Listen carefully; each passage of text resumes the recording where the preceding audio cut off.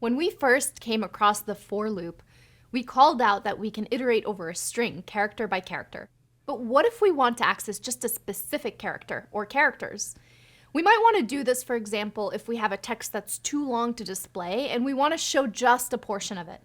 Or if we want to make an acronym by taking the first letter of each word in a phrase. We can do that through an operation called string indexing.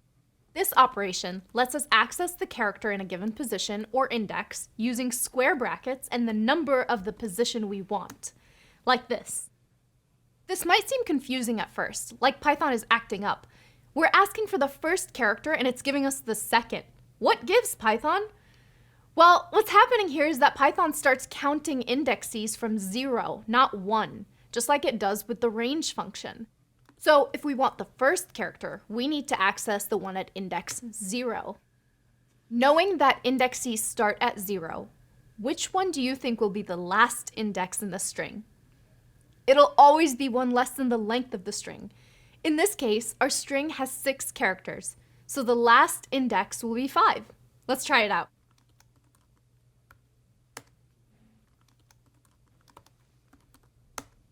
We see that the character in position 5 is the last character of the string. And if we try to access index 6, we get an index error, telling us that it's out of range. We can only go up to length minus 1. Well, what if you want to print the last character of a string, but you don't know how long it is? You can do that using negative indexes. Let's see that in a different example.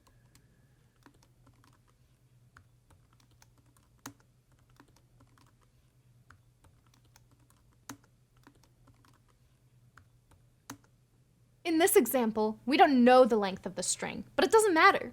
Using negative indexes lets us access the positions in the string starting from the last. Nice, right? On top of accessing individual characters, we can also access a slice of a string. A slice is the portion of a string that can contain more than one character, also sometimes called a substring. We do that by creating a range using a colon as a separator. Let's see an example of this.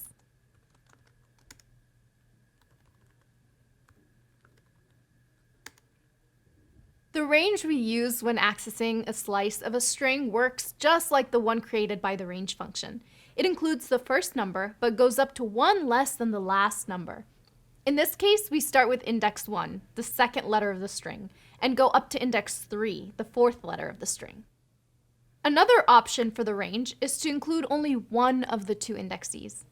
In that case, it's assumed that the other index is either 0 for the first value or the length of the string for the second value. Check this out.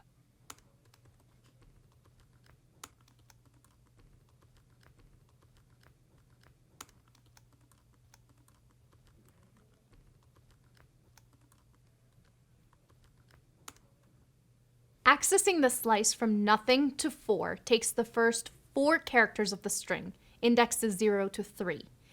Accessing the slice from 4 to nothing takes everything from index 4 onward.